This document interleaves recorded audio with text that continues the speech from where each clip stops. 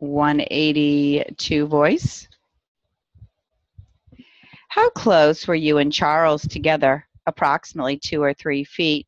Had you gotten to the point where the traverse rod was at the time he began moving? No, I hadn't.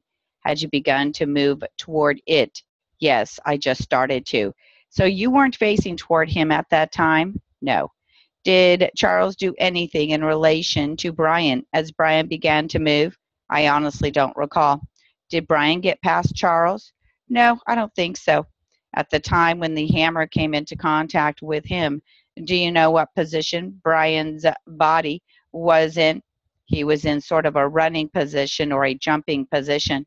Was he moving quickly at the time? Yes, he was.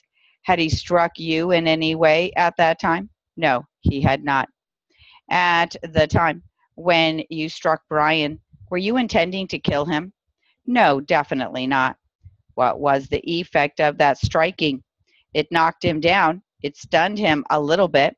Did he fall immediately? Yes, he did. You did not have to push him down? No. Charles didn't have to push him down? No.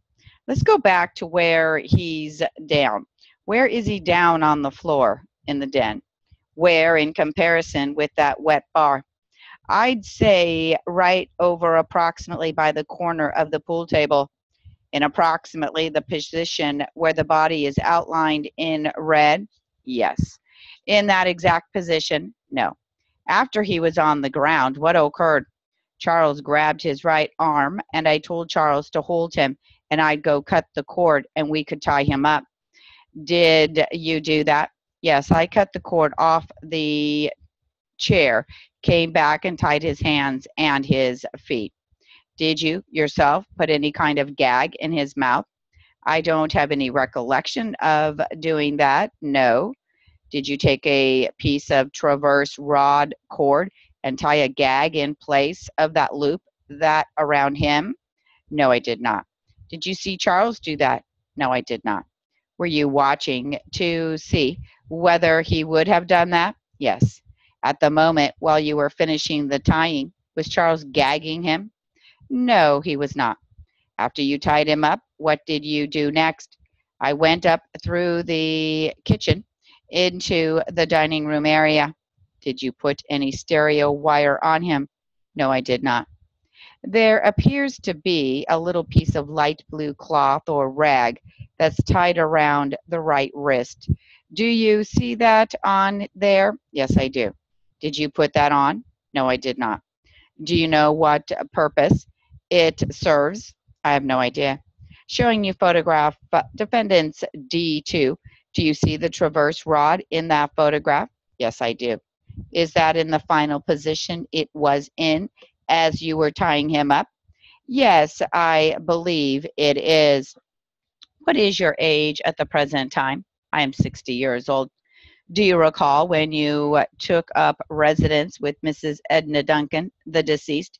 When I took up residence with her? When did you start living with her in the same house? I couldn't say.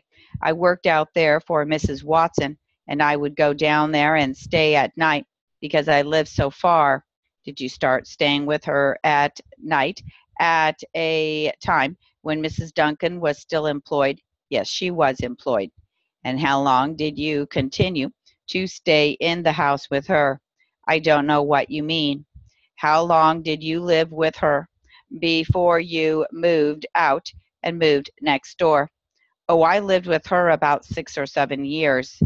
And then you moved out? Yes. Did you move next door at that time? No, I had moved on Peachtree Road. And when did you return to live next door to Mrs. Duncan? Well, I don't know. I know the date, but I haven't got it with me. I don't know just the right date that I moved in. Do you remember what year that was? I don't know that. I got it at home, but I don't recall. Was it after Mrs. Duncan had ceased working? When I moved, I think she was working. Now, with respect to the condition of Mrs. Duncan's health, I believe that you stated that on occasion she would pass out, have these so-called fainting spells. Yes, she did. Were you present on any of those occasions? Yes, I was. And I believe you stated that you gave her a glass of water and some aspirin. I did. Did you call a doctor? No. She never wanted me to call when she felt bad like that.